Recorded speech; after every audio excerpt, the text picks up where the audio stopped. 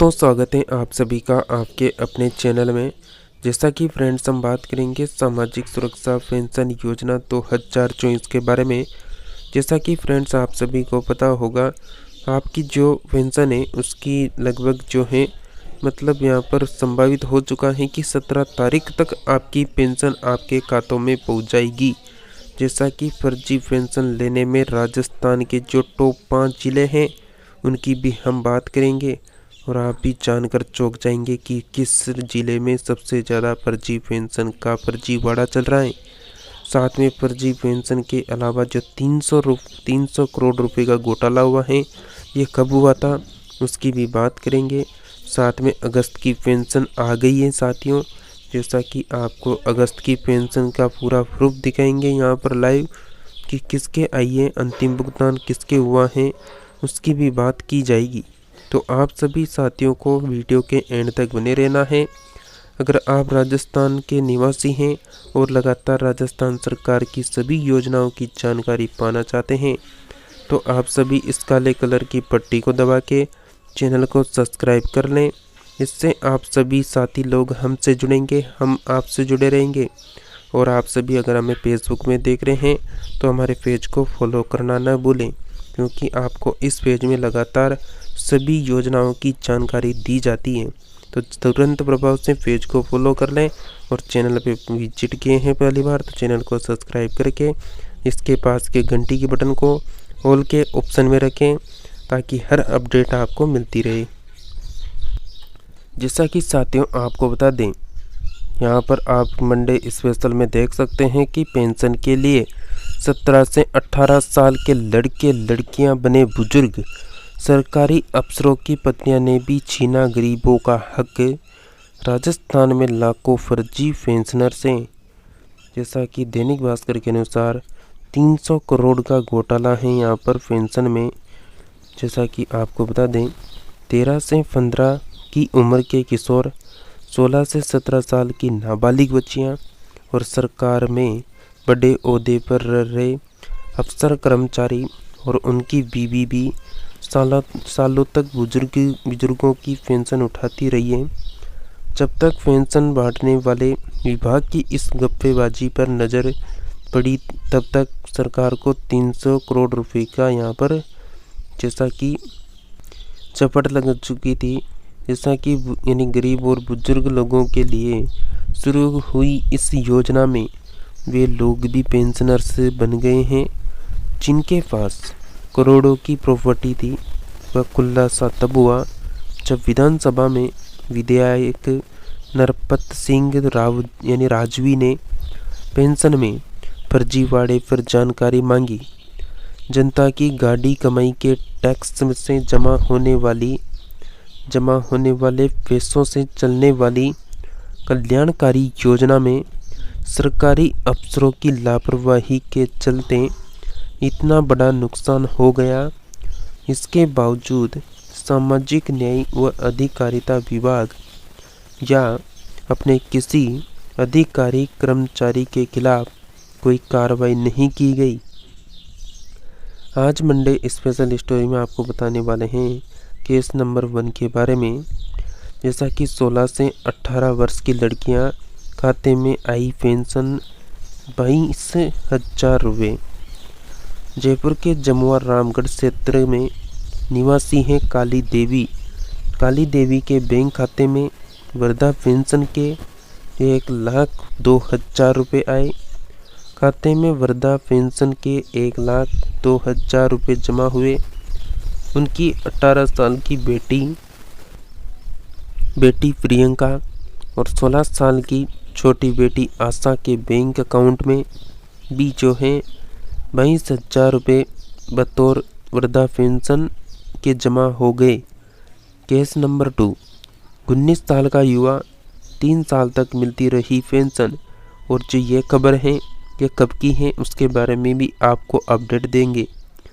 दौसा जिले के निवासी आदित्य मीणा की उम्र महज 19 साल है, लेकिन वो करीब 3 साल तक पेंशन उठाता रहा है। उसके खाते में हर महीने रुपये के हिसाब से 30,750 रुपये जमा होते गए। सबसे चौंकाने वाली बात तो यह थी कि जब विभाग ने जांच की तो पता चला कि आदित्य ने पेंशन के लिए अप्लाई भी कर रखा था। जैसा कि बेटा ऊर्जा विभाग में EAEN और पिता पेंशनधारी। जैसा कि विद्युत निगम में कार्यरत सहायक अभियंता AEN जितेंद्र कुमार जैन के पिता भंवरलाल जैन ने करीब 5 साल तक 54,000 से ज़्यादा की पेंशन उठाई। नियमित अनुसार जिनके पुत्र सरकारी सेवा में कार्यरत हैं, उनके माता पिता वृद्धा पेंशन के पात्र नहीं माने जाते हैं। जैसा कि केस नंबर 3 में बात करें तो लापरवाही का सबसे बड़ा नमूना 13 से 15 साल के किशोरी भी पेंशनधारी। लालसोट क्षेत्र निवासी 21 वर्षीय संतोष कुमारी के खाते में 3 साल तक पेंशन आती रही। जांच में पता चला उसके खाते में 33,000 रुपये पहुँच गए थे। इसी क्षेत्र की 19 वर्षीय युवती सुनीता के खाते में 17,250 रुपये पेंशन आ गई। जयपुर जिले के संतोष और सूरज नाम के 2 किशोर जिनकी उम्र 13 व 15 वर्ष है, उनके खाते में भी करीब 2.5 साल तक पेंशन जमा होती रही। यह राशि करीब 30,000 रुपये थी। चौथा केस है पेंशन ऐसे बटी जैसे रेवड़ियाँ बट रही हो। टोंक जिले की मालपुरा तहसील में मांगी बाई नामक महिला को करीब 15 महीने पेंशन मिलती रही। ऑडिट में खुलासा होने पर पेंशन रोक दी गई। उनकी उम्र महज 51 साल है, जबकि 55 वर्ष पूरे होने के बाद ही पेंशन की हकदार हो सकती हैं। अब वसूली की कार्रवाई अदर में है। टोंक जिले के मालपुरा क्षेत्र में कन्यालाल चौधरी की आयु केवल 52 वर्ष है और उनके लिए पेंशन स्वीकृत की गई है। जैसा कि आपको बता दें, डूंगरपुर के बेवड़ी निवासी नारायण पुत्र प्रभु रेबारी, जिसके आधार कार्ड में 1 जनवरी 1969 जन्म तारीख अंकित है, 53 वर्ष में पेंशन चालू कर दी गई है, जबकि 58 वर्ष बाद पेंशन चालू होनी चाहिए थी। कैसे पकड़ में आई इतनी बड़ी गड़बड़ी? दरअसल हर सरकारी योजनाओं की समय समय पर ऑडिट होती रहती है। पेंशन योजना में भी शुरुआती ऑडिट के दौरान 1-2 खातों में ऐसी गलती पकड़ी गई। फिर जब बड़े स्तर पर रिकॉर्ड जांचे गए तो करीब 2,17,531 खातों में ऐसी गड़बड़ी देखकर सब चौंक गए। जब हिसाब लगाया गया तो आंकड़ा आया कि 4 साल में करीब 300 करोड़ की पेंशन अपात्र लोगों में बट गई है। जैसा कि आपको बता दें, कौन है 300 करोड़ की फर्जी पेंशन वाले? तो 3,358 सरकारी कर्मचारी से रिटायर, 34,444 रिटायर सरकारी अफसरों की पत्नियां। तो सरकार को 300 करोड़ का चूना लगाने वालों में सरकारी अफसर कर्मचारियों की पत्नियां भी पीछे नहीं है। वहीं सरकारी नौकरी से अच्छी खासी पेंशन लेकर रिटायर हो चुके लोगों ने भी कई सालों तक हजारों पेंशन उठा ली हैं। आपको विस्तार से बताते हैं पेंशन उठाने वाले लोगों के बारे में। राजस्थान में विभिन्न श्रेणियों में करीब 94 लाख लोगों ने पेंशन मिलती हैं। करीब 50 लाख बुजुर्ग महिला पुरुषों को वृद्धा पेंशन मिलती हैं, जबकि 4 सालों में 3358 लोग तो ऐसे हैं जो सरकारी नौकरी में रिटायर हुए, लेकिन उन्होंने वृद्धा पेंशन भी उठा ली, जबकि उन्हें सरकारी नौकरी के एवज में भी पेंशन मिलती रही है। जैसा कि पति सरकारी अफसर कर्मचारी रहे, पत्नियां उठाती रही पेंशन। निम्न नियमानुसार जिनके पति या पत्नी सरकारी नौकरी में रहे हैं उन्हें पेंशन नहीं मिल सकती, लेकिन ऑडिट में सामने आया कि 34,444 ऐसे लोगों ने अपात्र होते हुए पेंशन उठा ली। इनमें सबसे ज़्यादा आंकड़ा उन महिलाओं का जिनके पति सरकारी नौकरी से रिटायर हुए हैं उनका है।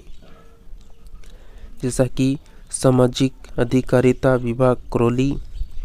नेक्स्ट बात करें तो करौली में कालीचरण चतुर्वेदी नाम के सेवानिवृत्त पुलिसकर्मी ने खुद फर्जी तरीके से वृद्धा पेंशन उठाई थी। इस मामले में न्यायिक मजिस्ट्रेट ने आरोपी को 2 साल की कैद की सज़ा सुनाई थी। यह मामला करीब 8 वर्ष पुराना है। जैसा कि 19 साल की उम्र में पेंशन उठाने वाले नियमानुसार महिलाओं को 55 वर्ष और पुरुषों को 58 वर्ष की आयु पर भी वृद्धा पेंशन का पात्र माना जाता है, लेकिन निवासी 1022 लोगों ने इस आयु को पूरा किए बिना ही पेंशन राशि उठा ली। केवल बुढ़ापा पेंशन पाने के लिए हजारों लोगों ने अपनी उम्र के डॉक्यूमेंट्स में छेड़छाड़ की, यानी कि पेंशन पाने के लिए 19 वर्ष के युवा बुजुर्ग बन गए। ऑडिट में 19 से लेकर 40 की उम्र में पेंशन उठाने वालों के कई मामले जांच में सामने आ चुके हैं। करोड़ों लोग यानी करोड़ों का बिजनेस फिर भी उठा रहे हैं पेंशन। पेंशनधारी नियमानुसार पेंशन राशि उन्हीं बुजुर्गों को मिल सकती है जिनकी वार्षिक आय 40,000 रुपये से अधिक नहीं है, लेकिन आय संबंधित प्रमाण पत्र गलत पेश करके 50,331 लोगों ने पेंशन राशि उठा ली। ऐसे मामले सामने आए हैं जिनको करोड़ों का बिजनेस चल रहा है, वे भी पेंशन उठा रहे हैं। विभाग के अफसर भी कम नहीं है। ऑडिट रिपोर्ट में सामने आया कि विभागीय अफसरों की गलती के चलते 93,376 लोगों को डबल पेंशन भेज दी गई है। फर्जी पेंशन पाने वाले टॉप 10 जिलों की बात करें तो डॉक्यूमेंट में अपनी उम्र के गलत प्रमाण पत्र लगाकर पेंशन उठाने के मामले में सबसे टॉप पर दौसा जिला है। सबसे टॉप पर दौसा जिला आता है। इसके बाद करौली, भरतपुर, अलवर और नागौर का नंबर है। और नागौर की दिशा तो आप दिशा देख ही चुके हैं। जैसा कि नागौर की प्रत्येक पंचायत के प्रत्येक गांव में 150 लोग हैं जो फर्जी पेंशन उठा रहे हैं। जैसा कि उम्र में फर्जीवाड़े से पेंशन पाने में टॉप 5 जिले अलवर में 5,698 जने हैं, भरतपुर में 7,951 हैं, दौसा में 13,955 हैं। करौली की बात करें तो करौली में 10,485 हैं और नागौर में बात करें तो 4,898 यहाँ पर लोग हैं जो फर्जी पेंशन उठा रहे हैं।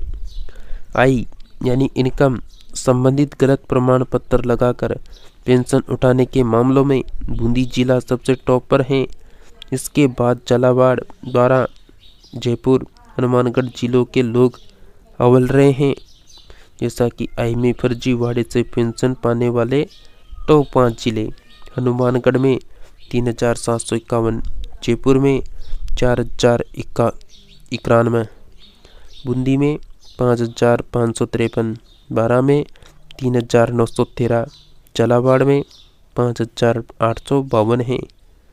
जैसा कि सीएम की सबसे बड़ी फ्लैगशिप योजना में बरती गई ऐसी लापरवाही। जैसा कि अभी आपको ये भी बताएंगे कि आपकी 17 तारीख को पेंशन कैसे आने वाली है। जैसा कि सीएम अशोक गहलोत ने 2018 से और 13 के बीच में अपनी सरकार के दौरान बुजुर्गों को 500 रुपये मासिक के हिसाब से यहाँ पर पेंशन राशि देना शुरू किया था। यह सीएम गहलोत की सबसे बड़ी और सबसे ज़्यादा लोगों को कवर करने वाली फ्लैगशिप योजना बनी। इसमें करीब 50 लाख बुजुर्ग लोगों की पेंशन दी जाती है। विधवाओं, दिव्यांगों को मिलाकर यह संख्या करीब 1 करोड़ हो जाती है। इस बार भी जो है सीएम गहलोत ने इस योजना पर शुरू से ही फोकस किया और पेंशन राशि बढ़ाकर पहले 450 रुपये और करीब 1000 रुपये मासिक कर दी गई। इस खबर में पोल हैं। आगे बढ़ने से पहले इसमें हिस्सा लेकर आप अपनी राय देते हैं। अब आप सभी से एक प्रश्न किया जा रहा है, अगर राजस्थान में बुढ़ापा पेंशन स्कीम का अपात्र लोग ले रहे हैं लाभ, तो करोड़ों की धांधली सामने आई है। आप क्या कहेंगे इसमें? मतलब राजस्थान में बुढ़ापा पेंशन स्कीम का अपात्र ले रहे हैं लाभ, तो करोड़ों की धांधली सामने आई है। आप इसमें क्या कहेंगे? ऑप्शन नंबर ए, ऐसे पेंशनधारियों से पैसा की रिकवरी की जानी चाहिए। ऑप्शन नंबर बी, मिलीभगत करने वाले सरकारी कर्मचारियों पर कार्रवाई हो। ऑप्शन नंबर 3, सरकारी सिस्टम और मजबूत किया जाना चाहिए। तो इनमें से कौन सा ऑप्शन आपको परफेक्ट लगता है, कमेंट करके ज़रूर बताएं। जैसा कि अधिकारी बोले, अब कर रहे हैं वसूली की कार्रवाई। जैसा कि सामाजिक न्याय एवं अधिकारिता विभाग के शासन सचिव डॉक्टर समित शर्मा ने भास्कर को बताया कि विभाग की इस बात के लिए प्रतिबंध है कि कोई भी अपात्र व्यक्ति योजना का गलत तरीके से लाभ न ले सके। इसके लिए विभाग ने आगे बढ़कर IT का उपयोग करते हुए पेंशन पोर्टल को जन आधार के माध्यम से अलग अलग पोर्टल से लिंक किया, तो अपात्र व्यक्तियों का पता लगा। जैसे पहचान पोर्टल से मृतक व्यक्तियों का एवं RGHS पोर्टल से राज्य कर्मचारियों का यानी कर्मचारियों का व सेवानिवृत्त कर्मचारियों का यानी यहाँ पर पता चला। ऐसे हाई रिस्क एवं संदिग्ध केसेस का फील्ड वेरिफिकेशन करवाकर अपात्र जाने पर उनकी पेंशन बंद की गई है और नियमानुसार वसूली एवं कार्रवाई के निर्देश दे दिए गए हैं। मैं स्वयं माधोपुर जिले का प्रभारी हूँ और वहाँ मैंने स्वयं ने भी कुछ इस तरह की गड़बड़ियाँ पकड़ी थी। जयपुर, दौसा, अलवर, करौली, स्वयं माधोपुर, धौलपुर जिलों में इस तरह के प्रकरण सबसे ज़्यादा हुए हैं।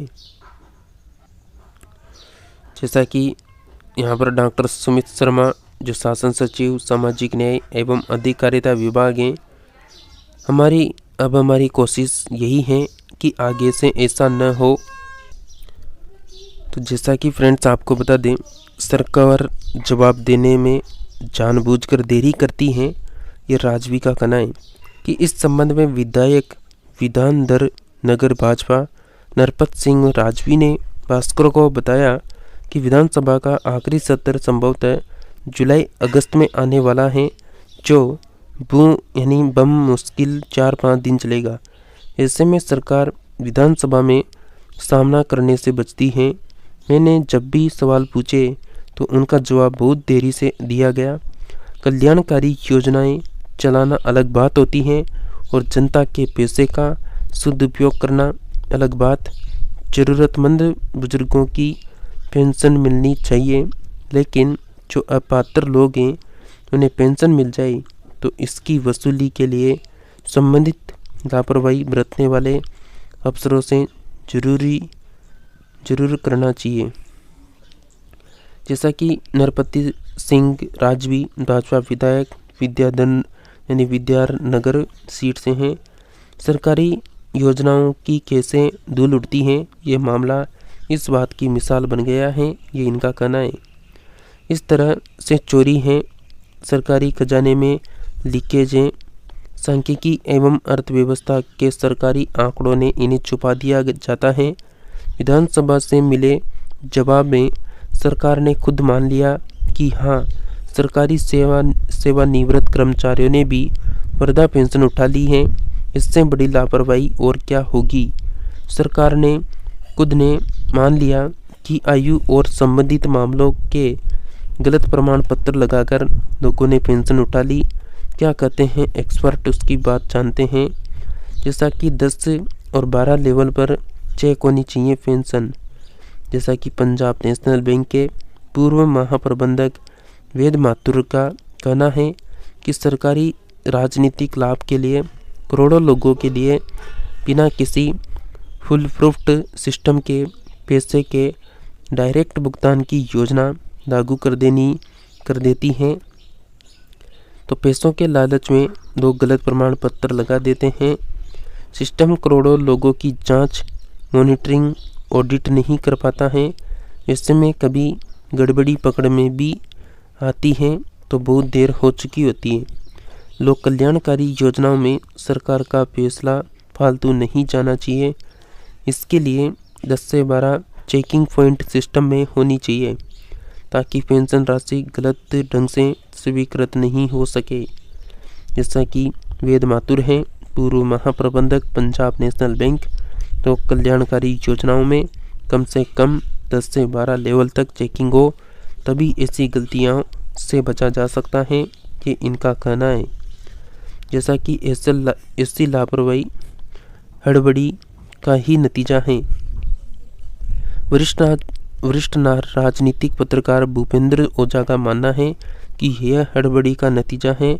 हम अब जैसे महिलाओं को फ्री मोबाइल बांटने की योजना में टेंडर नहीं हो पाए हैं तो सीधे पैसे जमा कराने की बात हो रही है। मेरा मानना है कि ऐसी स्कीम में जल्दबाजी नहीं करनी चाहिए। जल्दबाजी में अगर 10 से 20 हज़ार अपात्र महिलाओं के खातों में पैसा जमा हो गया तो सरकार को करोड़ों रुपए की चपट लगेगी और सीएम को इस मामले में सावधानी बरतनी चाहिए।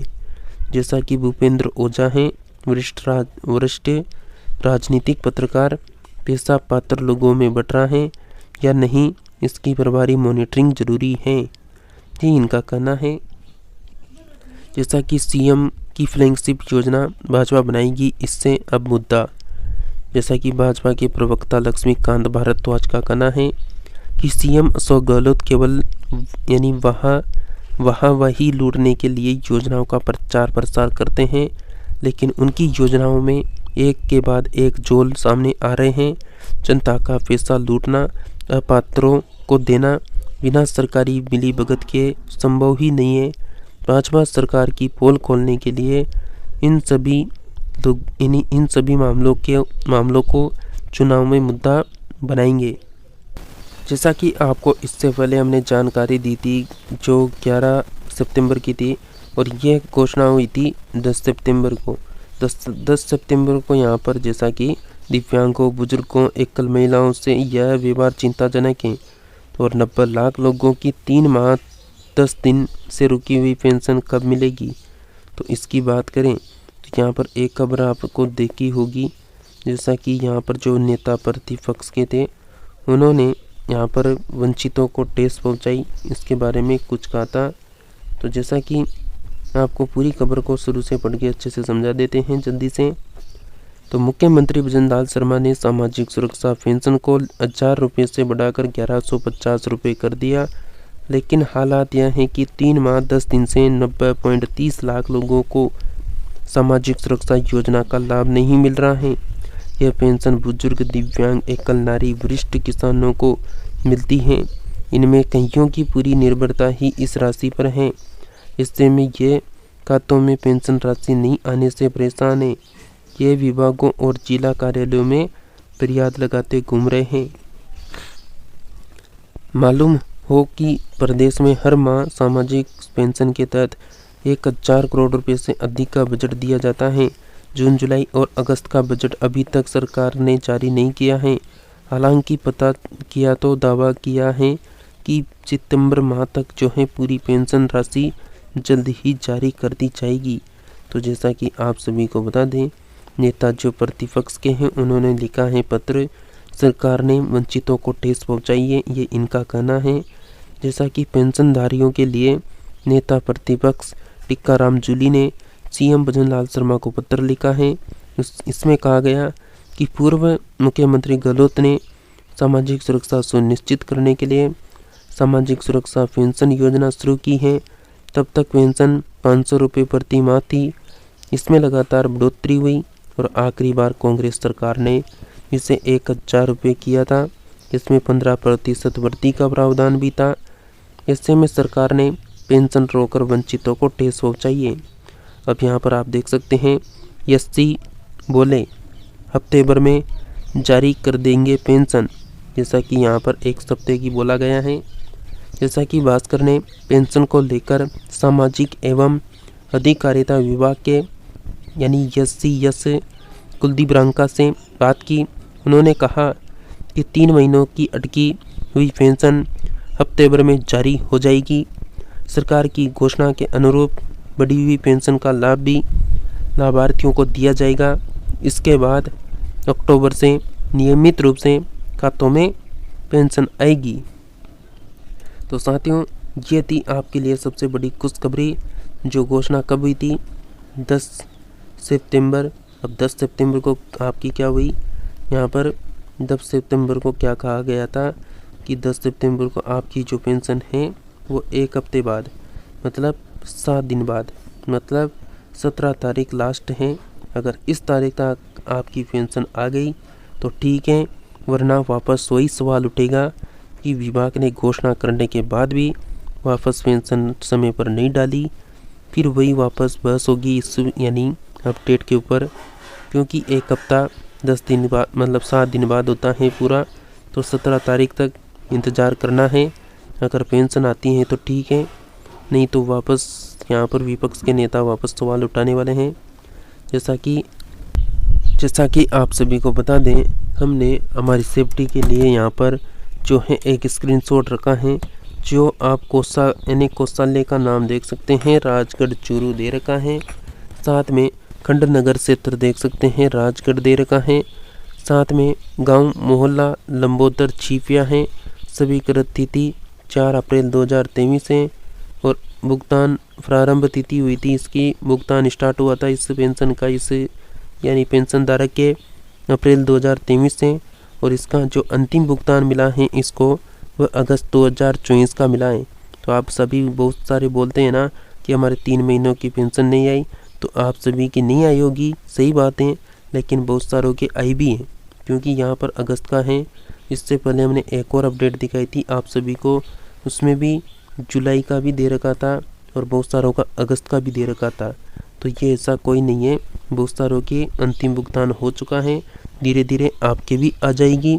आप धैर्य बनाए रखें और लगातार आप सभी को जो अपडेट मिल रही हैं उसको भी देखते रहें, ताकि आपको हर अपडेट का पता लगता रहे।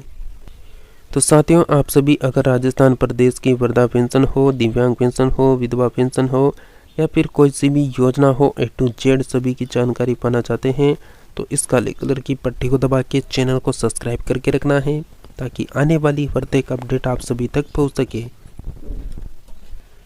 तो साथियों, मिलते हैं नेक्स्ट न्यू अपडेट के साथ में, तब तक के लिए आप सभी हमारे साथ बने रहिए।